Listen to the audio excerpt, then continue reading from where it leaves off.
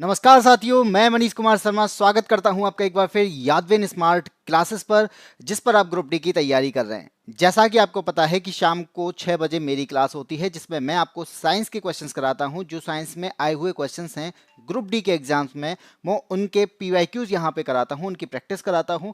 इसके बाद में आपके लिए हमें एक और खुशखबरी लेके आया हूं, जो कि आपको पता है कि हम लोगों के द्वारा एक बैच लॉन्च किया गया है, जो कि है आपका साइंस स्पेशल बैच। और इस साइंस स्पेशल बैच को पढ़ाने वाला हूं मैं। और अगर आप थ्योरी और कंसेप्ट के साथ में मेरे साथ में पढ़ना चाहते हैं तो इस साइंस स्पेशल बैच को आप खरीद सकते हैं मात्र 99 रुपए में। और ये 99 रुपए में आप अपनी जिंदगी को बदल सकते हैं, क्योंकि आप यहां पर एग्जाम को क्वालिफाई कर सकते हैं। और अगर आप मेरे साथ में पढ़ते हैं तो ये जो बैच है, चाहे आप रेलवे के लिए पढ़ रहे हो, चाहे आप एसएससी के लिए पढ़ रहे हो, या फिर किसी अदर एग्जाम्स के लिए पढ़ रहे हो, तो ये सभी के लिए यूजफुल रहने वाला है। आपको किसी और बैच की जरूरत नहीं पड़ेगी साइंस के लिए। अगर आपको ये बैच लेना है तो भाई ये बैच कहाँ मिलेगा, तो मैं आपको बता दूं कि हमारी एक एप्लीकेशन है जिसका नाम है यादविन स्मार्ट क्लासेस। आप यादविन स्मार्ट क्लासेस की एप्लीकेशन को डाउनलोड कर सकते हैं प्ले स्टोर पे जाके, और वहां से डाउनलोड करने के बाद में आप साइंस के स्पेशल बैच को खरीद सकते हैं। ठीक है। Good evening. क्या नाम है? पूनम। ओ, ठीक है, गुड इवनिंग। चलिए बात करते हैं कि आपको पता होगा कि ये जो स्पेशल बैच है, इसकी डेमो क्लासेस जो हैं वो आपको यूट्यूब पर मिल रही हैं और यूट्यूब पर अवेलेबल हैं। आप जाकर उनको देख सकते हैं। इसके अलावा आप बैच को फिर उसके बाद में डिसाइड कर सकते हैं कि आपको खरीदना है कि नहीं। मैंने इतने अच्छे कंटेंट के साथ में आपको पढ़ाया और ऐसा ही कंटेंट मैं आपको आगे प्रोवाइड करने वाला हूँ। तो जल्दी कीजिए, देर मत कीजिए, इस बैच को खरीदिए और 99 रुपए में आप देखिए कि आप में कितना इंप्रूवमेंट होता है। क्योंकि इस बैच में आपको वो सब मिलने वाला है जो आपको 1000 रुपए के बैच, 2000 रुपए के बैच या 5000 के रुपए के बैच में नहीं मिलता है। तो जल्दी कीजिए, साइंस स्पेशल बैच को खरीदिए। चलिए बाकी का क्लासेस का मैं बता दूं। कई लोगों का डाउट है कि सर क्लासेस कब होंगी, तो आपको मैं बता दूं कि हाँ, थोड़ा सा टेक्निकल इश्यू रहा है जिसकी वजह से क्लासेस थोड़ा सा लेट हुई हैं, लेकिन कल से आपकी क्लासेस कंप्लीट हो जाएंगी। क्लासेस स्टार्ट हो जाएंगी। आपकी टाइमिंग मैं बता देता हूं कि शाम को 4 बजे आपकी ये क्लास की टाइमिंग रहेगी, जिसमें मैं आपको लाइव आकर इसके साइंस की स्पेशल बैच को शुरुआत करने वाला हूं। तो कल से आप जुड़ सकते हैं मेरे साथ में एप्लीकेशन पर, यादविन स्मार्ट क्लासेस की एप्लीकेशन पर। चलिए स्टार्ट करते हैं आज का पहला क्वेश्चन, जो कि आपका पीवाईक्यू है 30 अगस्त 2022 की शिफ्ट थर्ड का, जिसको हम कंप्लीट आज कर लेंगे। इसके बाद में हम आगे बढ़ेंगे, सितंबर की शिफ्ट में बढ़ेंगे। तो सबसे पहला क्वेश्चन आपको क्या दिखाई दे रहा है? परावैंगनी किरणों की बात की जा रही है, अल्ट्रा वायलेट रेज की बात की जा रही है कि अत्यधिक संपर्क में आने से क्या हो सकता है। अगर आपके पास सूर्य की जो रेज आती हैं और सूर्य की रेज में अल्ट्रा वायलेट रेज जो होती हैं, ये आपकी बॉडी पर क्या इफेक्ट डाल सकती हैं, इसके बारे में पूछा गया है। ठीक है, ऑप्शन आपके सामने है, आप ऑप्शन का एग्जाम्पल के तौर पर आंसर दे सकते हो। वैसे मैं अगर आपको बताऊं कि आपको पता है कि सन के द्वारा यूवी रेज आती हैं। ठीक है, अब ये यूवी रेज जो हैं इनको कोई ना कोई रोक लेता है। अगर नहीं रोक पाता तो क्या होता है, ये हमारी स्किन से टकराती और स्किन से टकराने के बाद में क्या हो जाता, हमें स्किन कैंसर होने के चांसेस बढ़ जाते, यानी त्वचा का कैंसर हो जाता। और यहां पर अब आपके माइंड में आ रहा होगा कि ठीक है, अगर यूवी रेस नहीं आ पा रही हैं तो किस वजह से नहीं आ पा रही हैं। तो आप ये एक बात याद रखना कि यूवी रेस से हमें कोई ना कोई प्रोटेक्ट तो करता होगा, कोई ना कोई तो हमारी सुरक्षा करता होगा। और वो सुरक्षा करता कौन है? तो आप सभी को पता है कि हमारी पृथ्वी पर है एक लेयर जो कि है ओजोन लेयर। और ये ओजोन लेयर करती क्या है, ये सन से आने वाली अल्ट्रा वायलेट रेज को रोक लेती है। इस वजह से हमारी बॉडी पर स्किन कैंसर के चांसेस कम हो जाते हैं। बहुत अच्छी बात है एएसपी। और अगर आप इसी तरीके से आगे हमारे क्लास के साथ में ऐसा करते रहे तो ये क्लास आपको कहीं ना कहीं, ये प्लेटफॉर्म आप कहीं ना कहीं प्लेटफॉर्म को बड़ा होकर देखोगे। ठीक है, तो इसी तरीके से आप करते रहो। और पूनम आ चुकी हैं। चलिए बात करते हैं बाकी का। मैंने यहाँ पे लिख के दिया है कि अगर सन की रेज, अल्ट्रा वायलेट रेज हमारी स्किन पे पड़ती हैं तो हमारे यहाँ पे क्या होने के चांसेस हैं, कैंसर होने के चांसेस बढ़ सकते हैं। बंटी गौतम नमस्ते। चलिए आगे बढ़ते हैं। अगला क्वेश्चन आता है, क्वेश्चन नंबर 2, जो कि आपको यहाँ पे हमारी स्क्रीन पर दिखाई दे रहा है। इसकी बात करते हैं क्वेश्चन नंबर 2 की। तो 2 क्या कहता है, नीचे हमें सामने क्या दिया है, 2 स्टेटमेंट दे रखे हैं।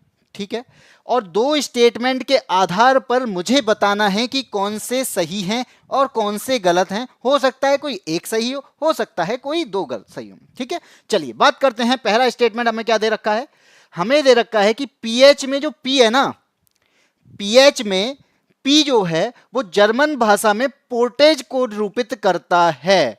हमारी एक बात याद रखना, जैसे आपने देखा होगा कि जब हम पीएच की बात करते हैं तो आपने तो क्या पढ़ा है कि सर पीएच जो होता है, और इस पीएच की फुल फॉर्म की अगर मैं बात करूं तो यहां पे पी क्या है, पोटेंशियल है। पी यहां पे क्या है, पोटेंशियल है। और ये पोटेंशियल किसका है, हाइड्रोजन का है। तो यहां पर इसी को हम क्या कह देते हैं, पीएच कहते हैं। लेकिन अगर आप जर्मन भाषा की बात कर रहे हैं तो जर्मन लैंग्वेज में इसे पी को पोटेंज कहा जाता है। तो यहां पर आपका स्टेटमेंट फर्स्ट सही हो जाएगा। ठीक है, चलिए सेकंड स्टेटमेंट को देखते हैं। अब सेकंड क्या कहता है कि पीएच जो वैल्यू है, पीएच का जो स्केल होता है ना, वो स्केल हमें 0 से 16 तक की माप दिखाता है। क्या ये सही है? आप खुद सोचो कि हमने जो पीएच वैल्यू पढ़ी है वो क्या पढ़ी है कि 0 से 14 तक होती हैं। और जो 7 होता है ना, ये न्यूट्रल होता है। 7 से नीचे वो अगर कुछ पीएच वैल्यू है तो वो एसिड है, और 7 से ऊपर कोई पीएच वैल्यू है तो वो क्या है, वो बेस है। तो बताओ 16 होगा? नहीं होगा। तो सेकंड स्टेटमेंट गलत हो जाएगा। तो आप खुद बताओ कौन सा ऑप्शन सही होगा, कि पहला सही है, दूसरा गलत है। ऑप्शन नंबर सी यहां पे सही हो जाएगा। ठीक है, कितने लोगों ने आंसर दिया? एएसपी ने आंसर दिया, बहुत ही अच्छा एएसपी, सी आंसर इसका हो जाएगा। आगे बढ़ते हैं, क्वेश्चन नंबर आते हैं थर्ड पे। थर्ड क्या कहता है, चलिए इसके देखते हैं। बाकी आप इसकी जो भी चीज़ें हैं आप पूछना चाहेंगे, इसका कोई स्टेटमेंट है तो वो सारी चीज़ें मैंने यहाँ पे लिख के दी हैं कि 0 से 14 तक पीएच मान होता है। और इस पोटेंज का जो अर्थ होता है वो होता है पावर। ठीक है, और हमारे यहाँ पे हम इसे पोटेंशियल बोलते हैं, यहाँ पर पोटेंशियल ऑफ हाइड्रोजन बोलते हैं। ठीक है, चलिए आगे बढ़ते हैं। क्वेश्चन नंबर आता है आपका फोर नहीं, थर्ड। क्वेश्चन नंबर थर्ड क्या कहता है? हाँ जी पूनम, सी आंसर सही है। थर्ड कहता है कि हमारे पास में है 30 वाट का एक उपकरण, यानी कोई भी एक उपकरण होगा, उस उपकरण की जो पावर है ना वो कितनी है, 30 वाट है। तो उपकरण की पावर हमें कितनी दे रखी है, 30 वाट रखी है। चलो मान लिया कि क्वेश्चन में दिया है। अब वो 12 वोल्ट की बैटरी के साथ में जोड़ दिया जाता है। तो आपको पता है कि बैटरी के साथ में जोड़ा है, कितनी वोल्ट की है, 12 वोल्ट की बैटरी है। मुझे ज्ञात क्या करना है, प्रवाहित धारा को ज्ञात करना है, यानी मुझे आर की वैल्यू का पता करना है। क्या मेरे पास में कोई ऐसा फॉर्मूला है? सॉरी, प्रवाहित धारा नहीं, आर नहीं, प्रवाहित धारा का मतलब होता है आई। तो हमें यहां पे ऐसा फॉर्मूला देखना है जहां पे आई और पी और बी के फॉर्म में कोई फॉर्मूला हो। तो हमारे पास पावर का फॉर्मूला होता है, क्या होता है सर, पी बराबर होता है बी आई। ठीक है जी, पी की वैल्यू हमें दे रखी है, कितनी दे रखी है, 30 दे रखी है। बी की वैल्यू हमें दे रखी है, कितनी है, 12 दे रखी है। आई यानी प्रवाहित धारा यानी करंट हमें पता करना है। तो मैं कितना करंट दूं 30 वाट के उपकरण में, तो यहां से आप क्या निकाल सकते हो, यहां से आप करंट की वैल्यू निकाल सकते हो। 30/12 हो जाएगा, यानी 12 हो जाएगा। और 12 से इसको डिवाइड करेंगे तो 12 टू जा होता है 24। तो इसके अकॉर्डिंग हो जाएगा ये 2.5 एम्पियर। और यहां पे आपका आंसर क्या हो जाएगा, ऑप्शन नंबर सी। यानी 30 वाट के उपकरण में अगर 12 वोल्ट की बैटरी दे दी जाए या संयोजित कर दी जाए तो उसमें आने वाला करंट जो होता है वो 2.5 एम्पियर का होता है। और जिन लोगों का सी आंसर आ रहा है बहुत ही अच्छा है, पूनम का, राहुल कुमावत का, इसके अलावा बंटी गौतम, सभी का आंसर बहुत अच्छा आ रहा है, सी आंसर आ रहा है। और इसी के साथ में हम बढ़ते हैं क्वेश्चन नंबर 4 पे। क्वेश्चन नंबर 4 क्या कहता है, आपको पता है श्वसन की बात आ रही है। श्वसन के लिए किसकी उपस्थिति की आवश्यकता है? श्वसन लिखा हुआ है, ये श्वसन नहीं है, ये एरोबिक रेस्पिरेशन है, जिसे हम क्या कहेंगे, ऑक्सी श्वसन कहेंगे। ठीक है, यहां पे थोड़ा सा मिस्टेक है, जो मैंने इस वर्ड को पूरा कर दिया है कि एरोबिक रेस्पिरेशन होती है, यानी ऑक्सी श्वसन जो होता है उसके लिए क्या किया जा रहा है, वो उसकी किसकी उपस्थिति जरूरी होगी। अब आपके सामने ऑप्शन दे रखे हैं 4। तो ऑक्सी श्वसन के लिए आपको नाम से ही पता चल रहा होगा, ऑक्सीजन की उपस्थिति होगी। ऑक्सी श्वसन के लिए हमारे पास में ऑक्सीजन की उपस्थिति होनी चाहिए, तब जाकर आपका क्या होता है, यहां पे ऑक्सी श्वसन होगा। अगर ऑक्सीजन की अनुपस्थिति होती तो हम क्या कहते, उसे अनऑक्सी श्वसन कहते, अनएरोबिक श्वसन कहते, रेस्पिरेशन कहते। तो ये क्या है, अनऑक्सी श्वसन है। और यहां पर क्या होगा, यहां पे ऑक्सीजन की एब्सेंस होगी, यानी अनुपस्थिति होगी। लेकिन हमसे पूछा है क्या कि प्रेजेंस होगी, तब क्या होगा, तो वो ऑक्सीजन की उपस्थिति होगी, जो कि आपकी माइटोकॉन्ड्रिया के अंदर होती है। और माइटोकॉन्ड्रिया के अंदर ऑक्सीश्वसन होता है और इसी ऑक्सीश्वसन की वजह से हमारी सेल को एनर्जी मिलती है। गुड इवनिंग तृषा शर्मा। चलिए आगे बढ़ते हैं। बी आंसर बहुत ही अच्छा आंसर है। ये सारा कुछ मैंने ले रखा है। यहां पे देखो ग्लूकोज है, इस ग्लूकोज के साथ में ऑक्सीजन मिलता है। ऑक्सीजन जैसे ही ग्लूकोज के साथ मिलता है तो ये कार्बन डाइऑक्साइड, वाटर और एनर्जी प्रदान करता है। तो आप देखते ना, वेस्टेज में हमें क्या मिलती है? वेस्टेज में कार्बन डाइऑक्साइड मिलती है और वही कार्बन डाइऑक्साइड हमारी बॉडी से हमारे नाक के द्वारा बाहर निकलती है। थैंक यू राहुल भाई। तो यहां पे मैंने क्या बताया कि हम यहां पे वातावरण से सारी गैसेस लेते हैं। हमने पढ़ा है कि हम ऑक्सीजन ग्रहण करते हैं, जहां हम यहां पर सारी गैसेस लेते हैं। हमारे फेफड़ों के में क्या पाई जाती है? एल्वियोली। वो एल्वियोली क्या करती है? ऑक्सीजन को फिल्टर कर देती है। फिल्टर करने के बाद सेल तक वो पहुंचता है, यानी ऑक्सीजन ब्लड के माध्यम से सेल तक पहुंचता है। सेल में पहुंचने के बाद में क्या होता है? यही होता है ऑक्सीश्वसन। तो वो क्यों पहुंच रहा है सेल के पास? क्योंकि सेल के पास है ग्लूकोज, और ग्लूकोज जैसे ही ऑक्सीजन के साथ मिलता है तो हमें एनर्जी मिलती है और इसके साथ में वेस्टेज मिलता है। वेस्टेज होता है कार्बन डाइऑक्साइड, और ब्लड उस वेस्टेज को बाहर लेके आता है और वो कार्बन डाइऑक्साइड को हम बाहर कर देते हैं। आया समझ? यही है आपका ऑक्सीश्वसन, और ये मैंने पूरा लिख के दिया है, आप पढ़ लेना। क्वेश्चन नंबर 5 की बात करते हैं, क्योंकि पीडीएफ में प्रोवाइड कराऊंगा। और पीडीएफ कहाँ मिलेगी? टेलीग्राम चैनल पे। हमारा एक टेलीग्राम चैनल है जिसका नाम है यादविन स्मार्ट क्लासेस। ठीक है, तो इसके बाद आते हैं क्वेश्चन नंबर 5। अब आपको पता है कि श्वसन हो रहा है, ऑक्सीजन हो, हमें ऑक्सीश्वसन की बात पड़ी। हमें एटीपी मिलती है। एटीपी क्या है? एटीपी में एनर्जी मिलती है, जिसे हम क्या कहते हैं? एटीपी में एनर्जी को हम क्या कहते हैं? यहाँ पे एडेनोसिन ट्राइफॉस्फेट। यहाँ पे फॉस्फेट कितना है? 3 है। ट्राइफॉस्फेट का मतलब क्या है? 3 फॉस्फेट होंगे। तो ये पूछा गया है कि जब एटीपी में टर्मिनल फॉस्फेट लिंकेज को जल के उपयोग द्वारा तोड़ा जाता है तो कितनी ऊर्जा मुक्त होती है? अगर मैं एटीपी को तोड़ दूं, यहां पे क्या होगा? अगर मैं एटीपी को तोड़ूं, अब इस एटीपी का मतलब क्या है?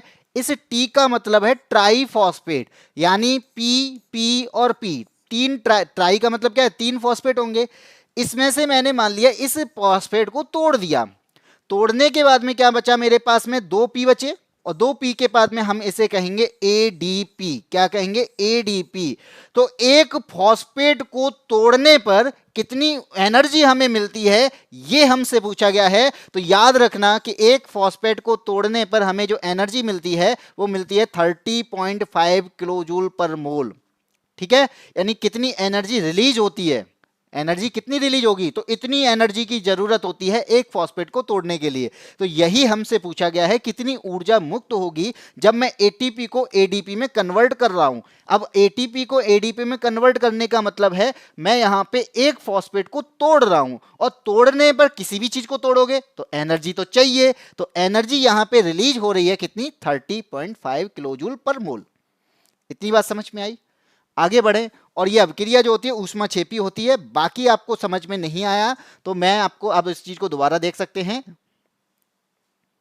अच्छा, एएसपी का आंसर रॉन्ग है, 5 का डी बताया है, और जबकि आंसर होगा आपका 5 का सी। ठीक है, बाकी यहां पे आप इस बात से समझ सकते हैं कि हमारे पास में क्या थे? एटीपी थे। एटीपी का मतलब है ट्राइफॉस्फेट, एडेनिन ट्राइफॉस्फेट। यहां पे हमने एक पी को तोड़ा है, एक फॉस्फेट को तोड़ा। एक फॉस्फेट को तोड़ने पर ये डाइफॉस्फेट बना। तो जो एनर्जी यहां पे रिलीज हुई है वो कितनी है? वो 30.5 है, जो कि यहां पे मैंने लिख के दी है। आगे बढ़े। अब आते हैं हम क्वेश्चन नंबर 6 पे। भाई पूछ रहा है कि जो मूत्र होता है उस मूत्र में पानी की मात्रा कितनी होती है? मूत्र में पानी की मात्रा कितनी होती है? अब आपके माइंड में आ रहा होगा मूत्र का मतलब भाई सब लोग करते हैं। भाई जब हम पानी पिएंगे तो पानी क्या है? वेस्टेज के रूप में बाहर भी निकलता है। तो ये पूछा जा रहा है कि इस यूरिन में पानी कितना होता है। क्वेश्चन आपके सामने है, और यहां पे राहुल ने बता दिया है ए। अच्छा, एएसपी को नमस्ते। अच्छा त्रिषा, मेरे से नमस्ते नहीं किया अभी मजाक है। चलो, मूत्र में पानी की मात्रा कितनी होती है? तो याद रखना कि जो मूत्र होता है, जो यूरिन होता है, उसमें पानी की मात्रा जो होती है वो 95% या 90 से 95% के आसपास होती है। तो यहाँ पे आपको 90 से 95 में हमें एक ऑप्शन दिया है, वो 95% है। तो आप अगर यही कहेंगे कि ठीक है 95% अगर पानी है तो बाकी का क्या है, तो याद रखना कि हम किस फॉर्म में निकालते हैं, हम यूरिया के फॉर्म में वेस्टेज को बाहर निकालते हैं। तो 5% में क्या क्या आएगा, इस 5% में यूरिया होता है। यूरिया के अलावा हम क्या करते हैं, यूरिक एसिड बाहर करते हैं, तो यूरिक अम्ल कह सकते हैं, या फिर इसके अलावा और भी चीजें होती हैं जिसे हम क्या कहते हैं, अन्य अवशिष्ट पदार्थ कहते हैं। तो आपसे पूछ लिया जाए कि 95% अगर पानी है तो बाकी के 5% में क्या है, तो बाकी के 5% में यूरिया होता है, यूरिक एसिड होता है। अरे ठीक है, मैंने बस मजाक कर रहा था, ऐसा कुछ नहीं बोल दिया मैंने। क्वेश्चन नंबर 7 पे आ जाओ। 7 बोलता है कि हमारे पास में क्या है, एक उत्तल लेंस है, उसकी हमें क्या दे रखी है, क्षमता दे रखी है। सबके पास में पावर होती है, मेरे अंदर भी पावर है, खुद सबके अंदर पावर है, लेकिन यहाँ पे लेंस की पावर की बात की जा रही है। तो उत्तल लेंस की हमें क्षमता पता करनी है अगर उसकी फोकस दूरी कितनी होगी, 40 सेंटीमीटर की फोकस दूरी हो। अब दिमाग लगाओ कि उत्तल लेंस की फोकस दूरी यहां पे कितनी है, 40 सेंटीमीटर। तो हम फोकस दूरी को रिप्रेजेंट किससे करते हैं, एफ से करते हैं, और ये कितनी दे रखी है, 40 सेंटीमीटर दे रखी है। ठीक है, अब आपसे मैं ये कहूं कि हमें यहां पे निकालना है पावर, तो पावर के लिए हमारे पास में फॉर्मूला क्या होता है, वो होता है आपका P इक्वल 1/F। और ये जो फॉर्मूला होता है ना, ये मीटर में होता है। किस में होता है, ये मीटर में होता है। तो इसके आधार पर आप क्या कहोगे, हमें चाहिए सेंटीमीटर में, तो हमारे पास में सेंटीमीटर का जो फॉर्मूला होता है वो होता है 100/F, जहां पे F क्या है, F हमें जो दूरी दे रखी है वो कितनी है, सेंटीमीटर में। अब आप लगा लो कि हमारे पास P पता करना है, तो F कितना है हमारे पास में, 40 है, तो कितना हो जाएगा, ये 100/40 हो जाएगा। कितना हो जाएगा, 100/40 हो जाएगा। और जब इसको डिवाइड करोगे तो ये हो जाएगा आपका कितना, ये आना चाहिए कितना, 2.5 आना चाहिए। कितना आना चाहिए, 2.5 आना चाहिए। लेकिन अब हमारे पास पावर का कुछ ना कुछ यूनिट होता होगा, तो वो यूनिट क्या होता है, वो होता है डायोप्टर। तो इसका जो आंसर आया 2.5 डायोप्टर आया, और ये हमें दे रखा है ऑप्शन नंबर डी में।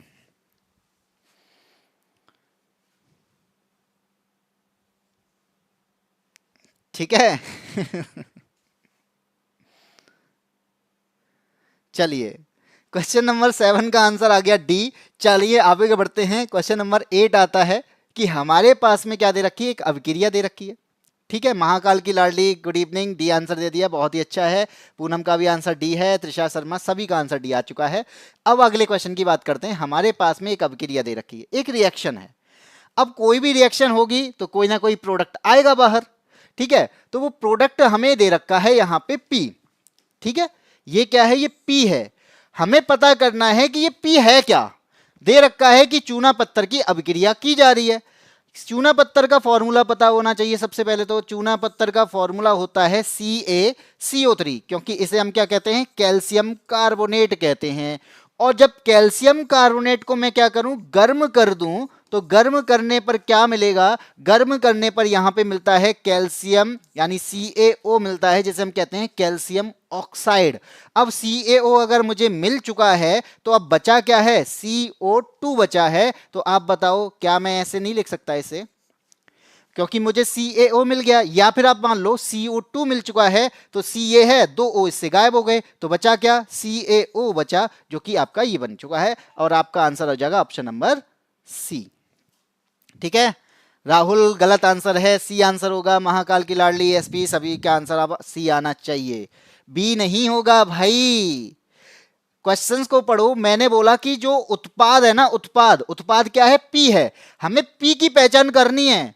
चूना पत्थर तो उसने दे रखा है हिंदी में, चूने पत्थर का हमें फॉर्मूला पता होता है। चूना पत्थर होता है कैल्शियम कार्बोनेट, तो मैंने कैल्शियम कार्बोनेट को गर्म किया और मुझे कोई प्रोडक्ट मिला जो कि पी है, और उस पी को मैंने बताया है कि क्या मिला है, CaO मिला है। ज्यादातर लोगों ने कैल्शियम कार्बोनेट बताया, वो कि चूना पत्थर है भाई। हमें प्रोडक्ट बताना है कि क्या मिलेगा, तो वो आंसर आपका ही होगा CaO, कैल्शियम ऑक्साइड।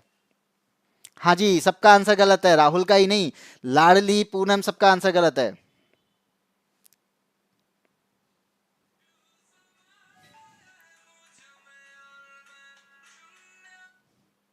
चलिए आगे बढ़ते हैं, अगले क्वेश्चन पे आते हैं, क्वेश्चन नंबर 9।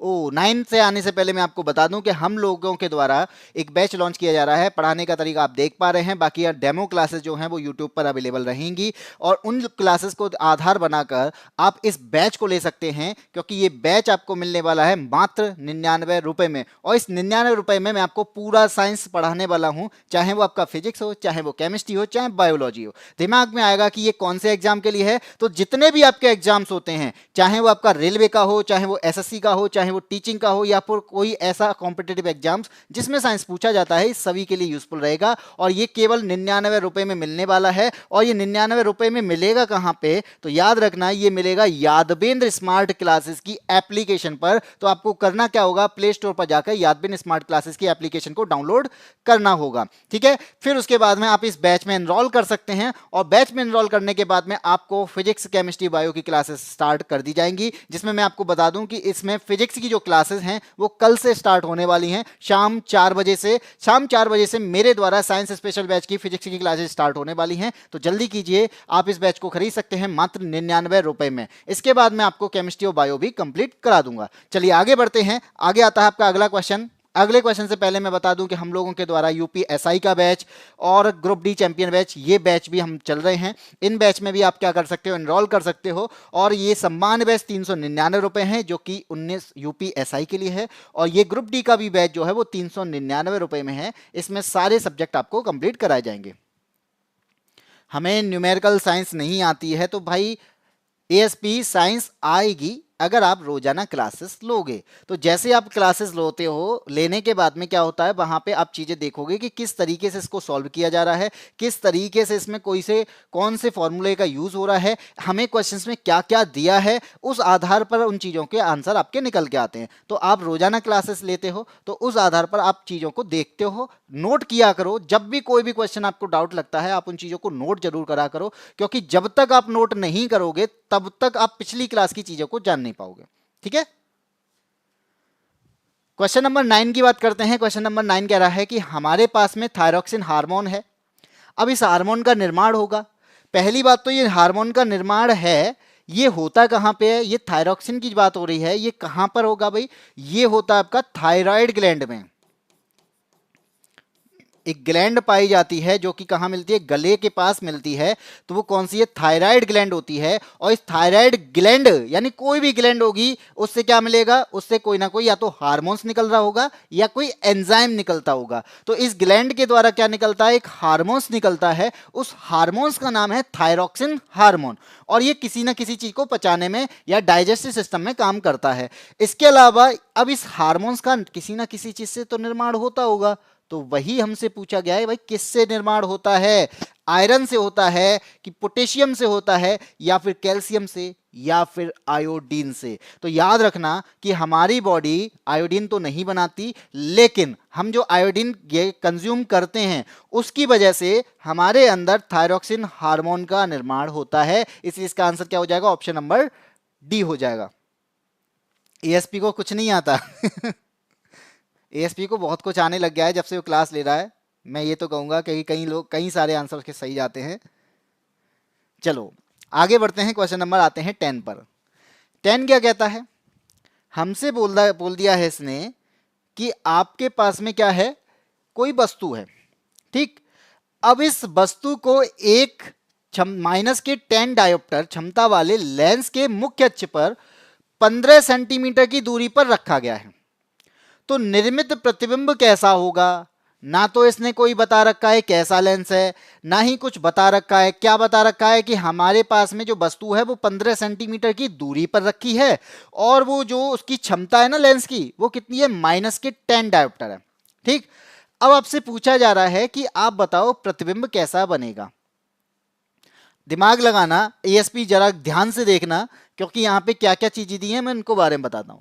हमें दे रखी है पावर, कितनी दे रखी है, -10 डायोप्टर। चलिए, फिर दे रखा है मुख्य अक्ष पर 15 सेंटीमीटर की दूरी पर रखा गया है।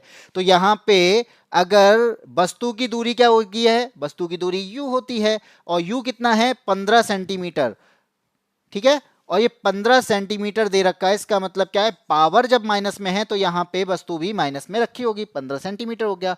हम यहाँ से क्या निकाल लें, क्योंकि मुझे नहीं पता है कि यहाँ पर प्रतिबिंब की दूरी क्या है, तो मैं प्रतिबिंब की दूरी का पता नहीं कर पा रहा, तो मैं क्या करूँगा, मेरे पास एक लेंस का फॉर्मूला होता है या फिर पावर का फॉर्मूला होता है, वो होता है P बराबर 1/f।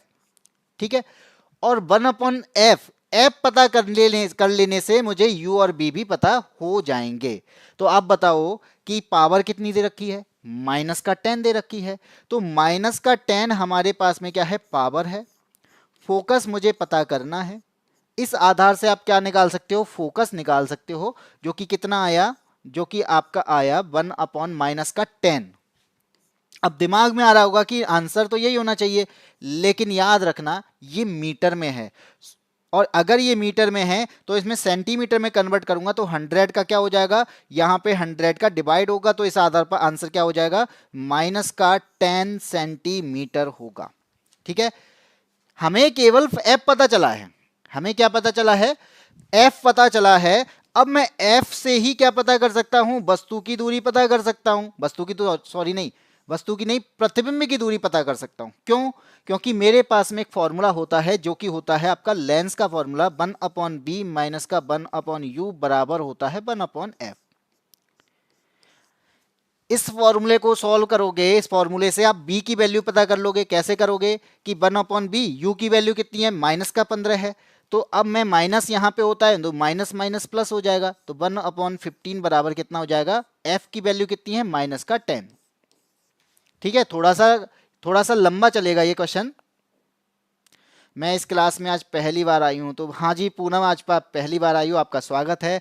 और मैं ये भी जानना चाहूँगा कि हाँ आप लोग जुड़े हो तो कहाँ से जुड़े हो। इसके अलावा अगर ये क्लासेस आपको पसंद आ रही है तो आप इस क्लास से रोजाना जुड़ सकते हो, और ये क्लास रोजाना शाम को 6 बजे होती है, जिसमें मैं आपको साइंस पढ़ाता हूँ। अगर आपको ये क्लासेस अच्छी लग रही हैं, और अगर अच्छी लग रही हैं तो आप इस क्लासेस को लाइक भी कर सकते हो, और अपने दोस्तों को दोबारा से जो भी जुड़ना चाहता है उसको जोड़ सकते हो, इन्वाइट कर सकते हो। उसको क्लासेस अगर पसंद आती है तो आप यहाँ पे आके बातें भी कर सकते हो और पढ़ाई भी कर सकते हो। ठीक है, तो आप बताइए b की वैल्यू यहां से निकाल लेंगे, तो b की वैल्यू को अगर मैं निकालूं तो b की वैल्यू यहां से कितनी आएगी, तो यहां से आपकी b की वैल्यू आएगी -6 सेंटीमीटर। ये मैंने शॉर्ट में कर दिया क्योंकि यहां से आपको क्वेश्चंस जल्दी सॉल्व करना है। तो b की वैल्यू मैंने यहां पे निकाल ली। अब आपसे पूछा जा रहा है कि यहां पे मैं और क्या पता करूं, तो मुझे मैग्निफिकेशन पता होना चाहिए, जो होता है b/u, और b की वैल्यू अगर -6 है, u की वैल्यू अगर -15 है, तो अब आपका आंसर क्या होगा, तो आपका आंसर आ जाएगा 0.4। अब आपसे मैं बोल रहा हूं m की वैल्यू क्या आई है, 1 से कम। m की वैल्यू क्या है, 1 से कम है, तो प्रतिबिंब कैसा होगा, छोटा होगा। प्रतिबिंब कैसा होगा, छोटा होगा। और छोटा प्रतिबिंब के साथ साथ यहां पे प्रतिबिंब कैसा बन रहा होगा, आप खुद सोचो कि हमारे पास में प्रतिबिंब क्या है, माइनस में है, तो माइनस में है तो ये लेंस के पीछे बन रहा है, तो ये आभासी बनेगा। और आभासी प्रतिबिंब हमेशा कैसा होता है, सीधा होता है। निकाल दिया। आरपीएफ का रिजल्ट कब तक आने की उम्मीद है, तो भाई अभी एक बात बता दूं कि आप उल्टी गिनती स्टार्ट कर सकते हो। आपको एक बात मालूम होगी कि आज एनटीपीसी ग्रेजुएशन की डेट आ चुकी है, जो कि 5 जून से स्टार्ट होने वाले हैं। अगर उस एग्जाम की डेट आई है तो इसका मतलब है कि आरपीएफ का रिजल्ट भी कुछ ही दिनों में आने वाला होगा। ठीक है, चलिए।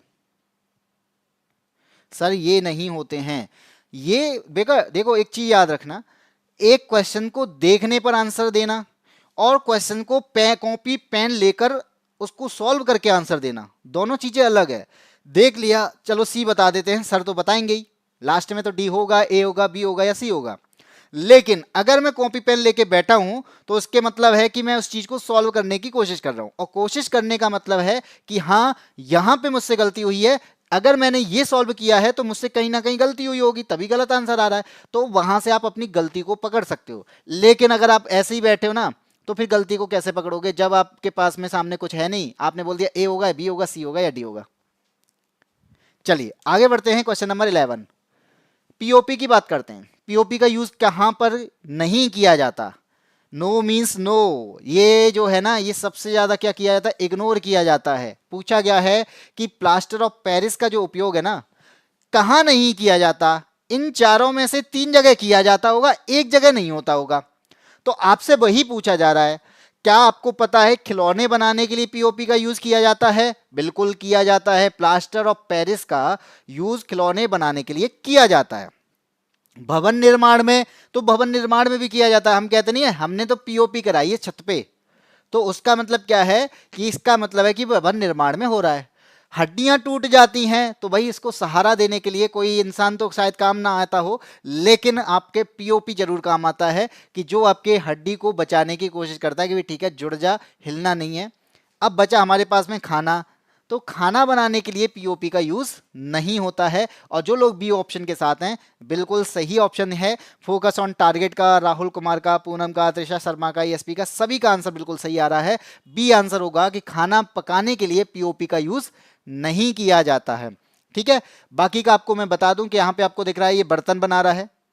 इसके अलावा क्या है, छत की जो सीलिंग आपको दिखाई दे रही है ये क्या है, हम इसे कहते हैं पीओपी हो गई हमारी छत पे।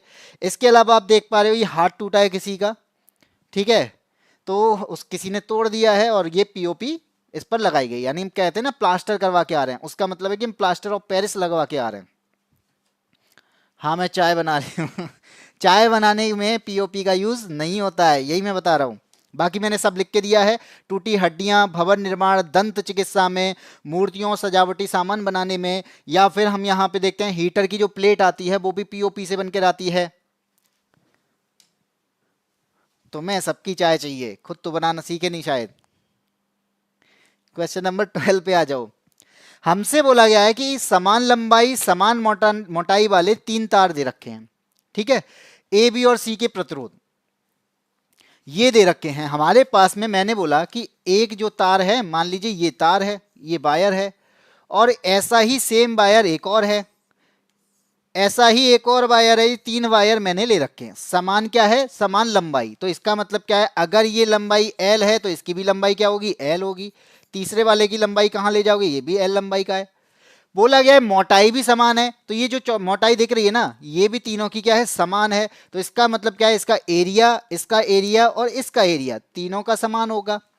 अब बोला गया है कि इनके जो प्रतिरोध दे रखे हैं ना, ए वाले का जो प्रतिरोध है वो कितना है, 1 ओम है, चलो लिख लिया है। बी वाले का जो प्रतिरोध है वो कितना है, 0.5 ओम है, ये मैंने यहां लिख दिया। सी वाले का जो प्रतिरोध है वो कितना है, 0.25 ओम है। इतनी बात आपको समझ में आ चुकी होगी। हमसे बोला गया है कि उनकी जो रजिस्टिविटी होती है ना, उनकी प्रतिरोधकताएं हैं, उनके बीच में रेशियो क्या होगा। सर आपकी सारी क्लासेस देखता हूँ, एक फर्स्ट शिफ्ट से मिरर वाले सवाल नहीं होते हैं, कभी कभी हो जाते हैं।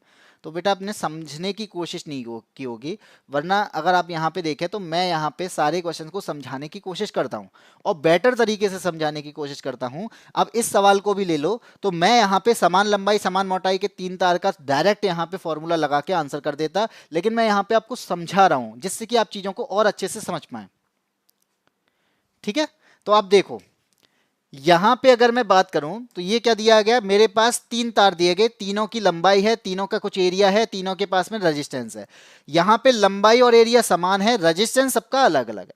ठीक, तो अब आधार पर आप कह सकते हो कि इसका जो अगर रेजिस्टेंस R1 मान लूं तो इसका क्या है, ये R1 है, ये R2 है और ये R3 है।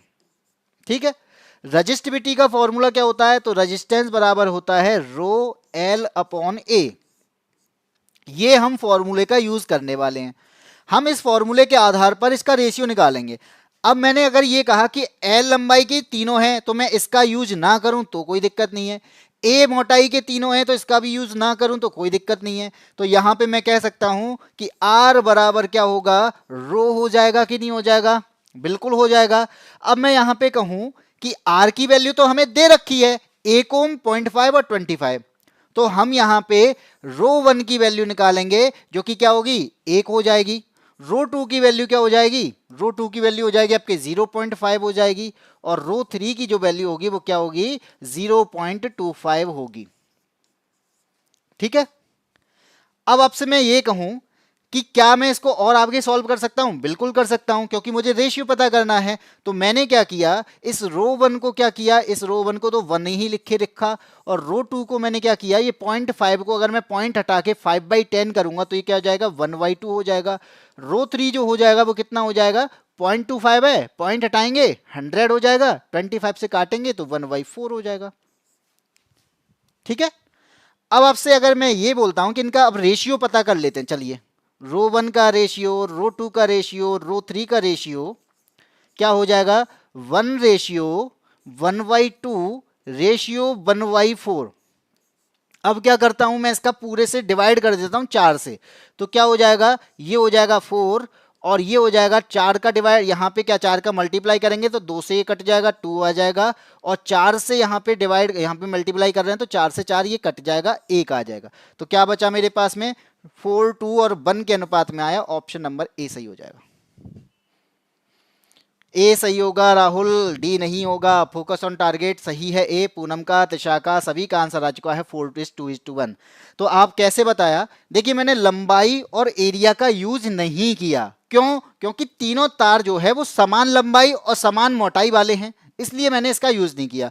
मुझे क्या चाहिए, आर बराबर रो एल अपॉन ए में रो की वैल्यू चाहिए, और मुझसे वही पूछा है। आर की वैल्यू मुझे दे रखी है, R1, R2 और R3 जो कि क्वेश्चन में है। मैंने बस इतना किया है कि इसके आधार पर मैंने रो की वैल्यू निकाली।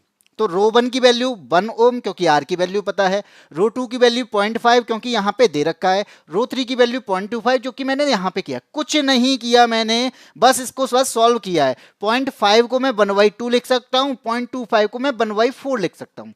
अगर मैं इसको मैं 4 से डिवाइड कर दूं, या सॉरी 4 से मल्टीप्लाई कर दूं, तो यहां पे क्या हो जाएगा, ये 4 हो जाएगा, यहां पे 4 होगा तो 2 से कट जाएगा जो कि 2 आएगा, यहां 4 होगा तो 4 से 4 कट जाएगा तो 1 आएगा। आंसर आपका आ चुका है। ठीक है, चलिए आगे आते हैं क्वेश्चन नंबर 13 पे।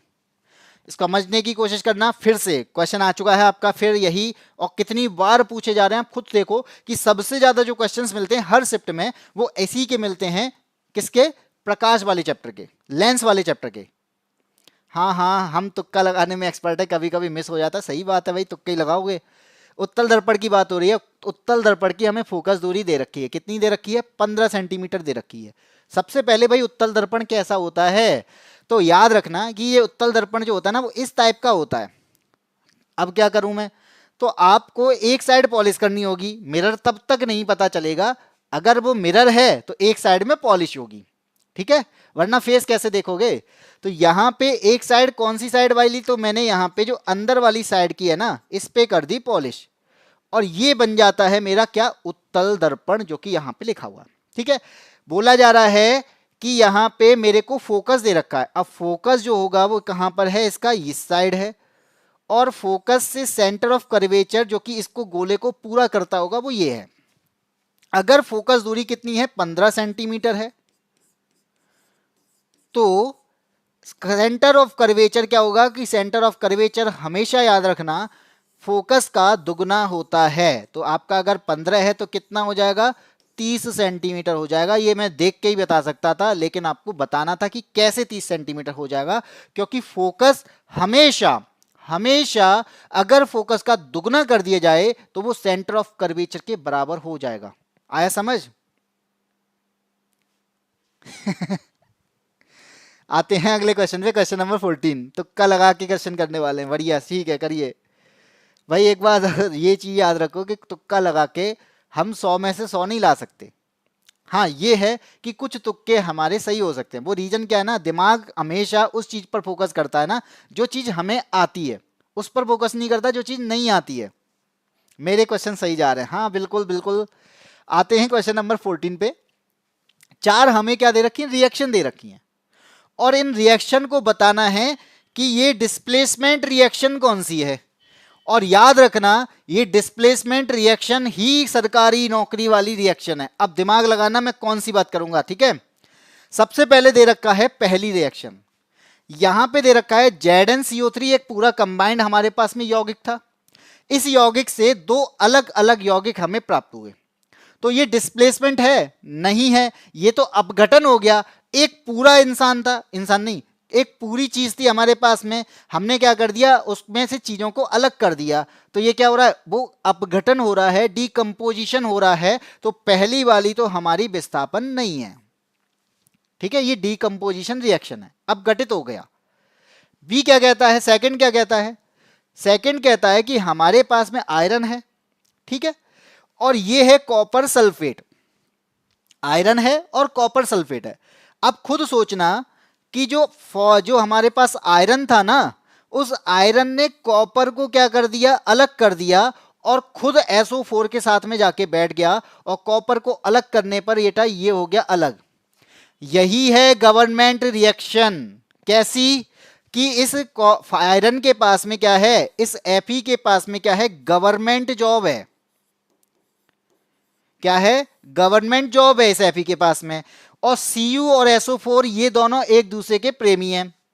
होता क्या है कि ये Fe वाला आता है गवर्नमेंट जॉब वाला, और CuSO4 के पास जाता है, तो क्या करता है, इस SO4 को अलग कर देता है, क्योंकि SO4 क्या चाहती है कि हमेशा गवर्नमेंट जॉब वाले की पसंद करती है। तो यहां पे SO4 Fe के साथ मिल जाएगा, कॉपर को लात मार दी जाती है, जो कि आपका यहां पे है। इसी को कहते हैं डिस्प्लेसमेंट, विस्थापन, यानी किसी इंसान को विस्थापित कर देना।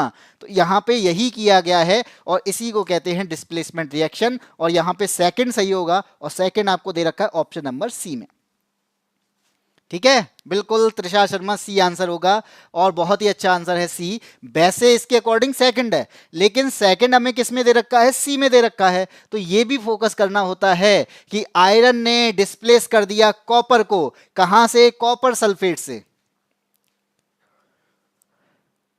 सर ये बोलकर दिल मत दुखाओ, पर्सनल हो गया, तो पर्सनल तो होगा ही भाई, सबका ही पर्सनल है, कि एक गवर्नमेंट जॉब वाला एक प्राइवेट जॉब वाले को लात मार देता है, या फिर ये जो SO4 है, SO4 वो है जो वास्तव में एक ऐसा इंसान चाहिए जो कमाने वाला हो, अच्छा कमाने वाला हो, तो अच्छा तो वह आयरन कमाता है ना। चलो आगे आते हैं क्वेश्चन नंबर 15 पे। 15 क्या कहता है कि हमारे पास में एक अवतल दर्पण है, फिर दर्पण है। तो दर्पण कैसा होता है, दर्पण होता है इस तरीके का। अभी कह रहे थे कि सर इस तरीके का होता है, हाँ जी, दोनों ही दर्पण हैं। कब, जब पॉलिश कर दी जाए। अगर मैं इसके बाहर वाले पार्ट पे पॉलिश कर दूं तो ये दर्पण बन जाएगा, अगर मैं इसके अंदर वाले पार्ट पे पॉलिश कर दूं तो भी दर्पण बन जाएगा। तो फर्क क्या है, फर्क बस इतना है, बाहर वाले पे पॉलिश करेंगे तो ये अवतल दर्पण है, अगर अंदर वाले पे पॉलिश करेंगे तो ये उत्तल दर्पण है, इतना सा फर्क है, ठीक है।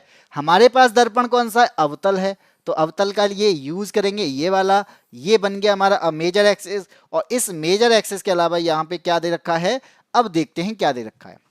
फोकस दूरी दे रखी है, फोकस दूरी क्या दे रखी है, किसी वस्तु को एक अवतल दर्पण के सामने इसकी फोकस दूरी से दुगनी दूरी पर रखा गया है। ये क्या कह रहा है, ये तो होता है आपके पास में फोकस, और इस फोकस से दुगनी दूरी पर यानी 2f दूरी पर, जो कि क्या होता है, c होता है, सेंटर ऑफ कर्वेचर ही होता है, तो प्रतिबिंब की दूरी बतानी है।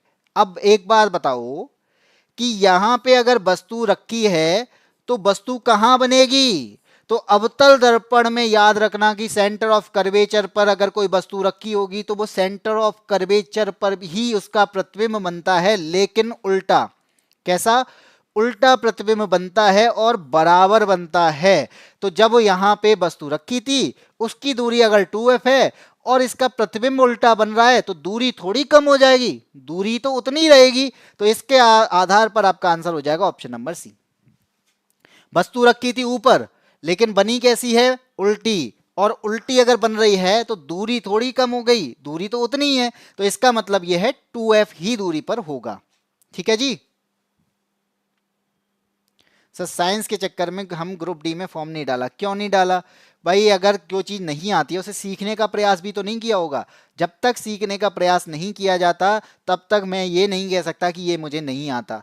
अगर आपने देख के कह दिया कि यार ठीक है मैं नहीं कर पाऊंगा, तो इसका मतलब क्या है कि आपने उस चीज़ को प्रयास नहीं किया है, या फिर प्रयास करने की कोशिश भी नहीं की है। तो जब तक कोशिश नहीं की है तब तक वो चीज़ आएगी कैसे, चाहे वो साइंस हो या फिर कोई अदर सब्जेक्ट हो।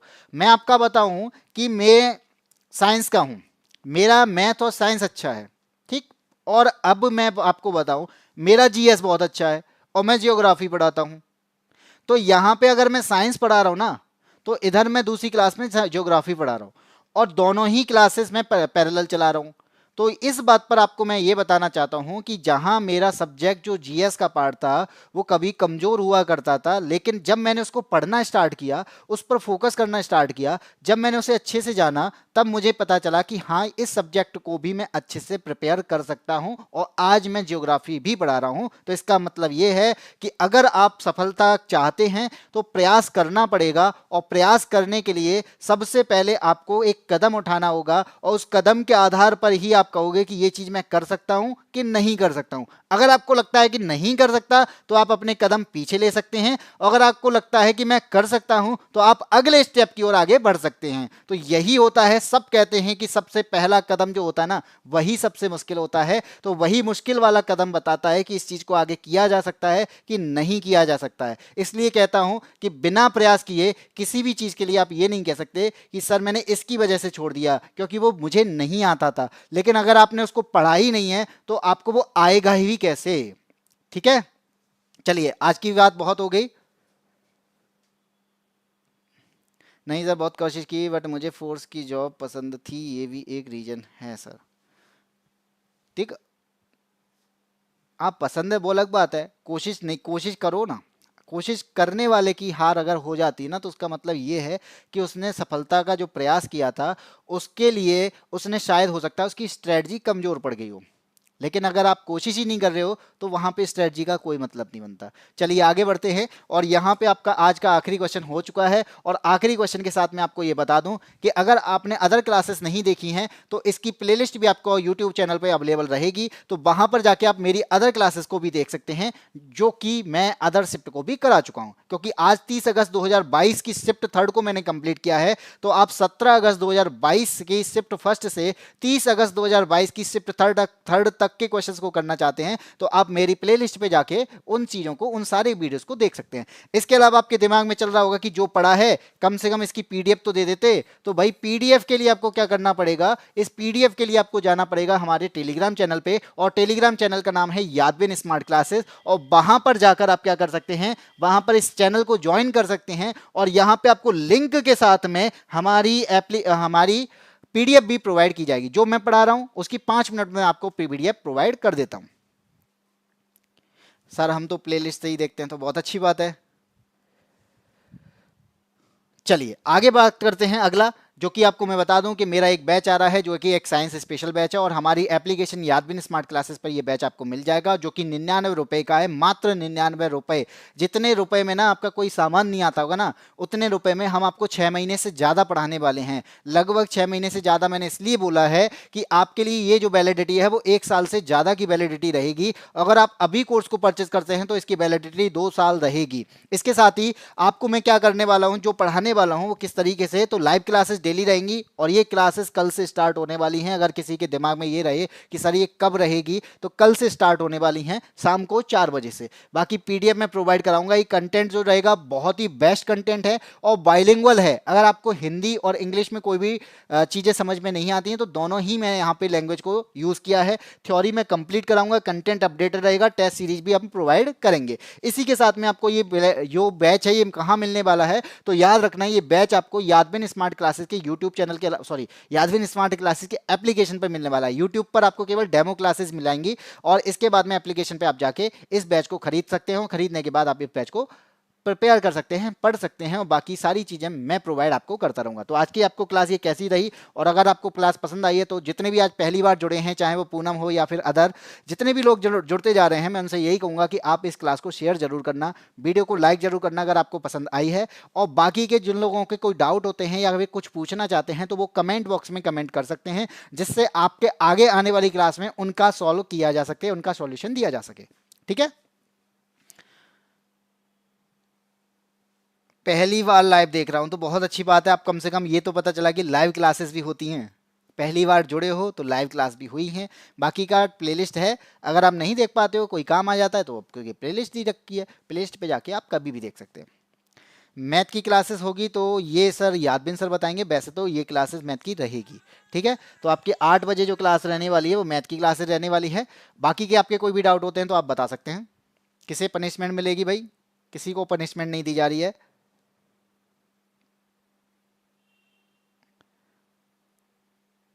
राहुल किस दुनिया में थे गुरु, मुझे क्या पता, इसी दुनिया में अगर वो हैं तो यहाँ पे ही हैं। चलिए आज की क्लास इतना ही, फिर मिलते हैं आपको कल शाम को 6 बजे इसी टाइम पर, इसी समय पर, और यहाँ पे मैं इसी टाइम पर आपको पढ़ाने वाला हूँ साइंस। तो साइंस के लिए आप जुड़ना चाहते हैं तो मेरी क्लास में आप जुड़ सकते हैं, और अगर आप पहली बार देख रहे हैं तो बहुत ही अच्छी बात है। अगर पहली बार जुड़ने के बाद आपको ये मालूम पड़ेगा कि लाइव क्लासेस में अलग आनंद आनंद आता है और रिकॉर्डिंग में अलग रहता है। ठीक है, लाइव में हम यहाँ पर डाउट भी पूछ सकते हैं, अपनी बातें भी रख सकते हैं, बाकी का अगर आपको कोई भी चीज़ होती है वो मैं यहाँ पे आपको चीज़ें बताता रहता हूँ। ठीक है, चलिए, थैंक यू, जय हिंद, जय भारत।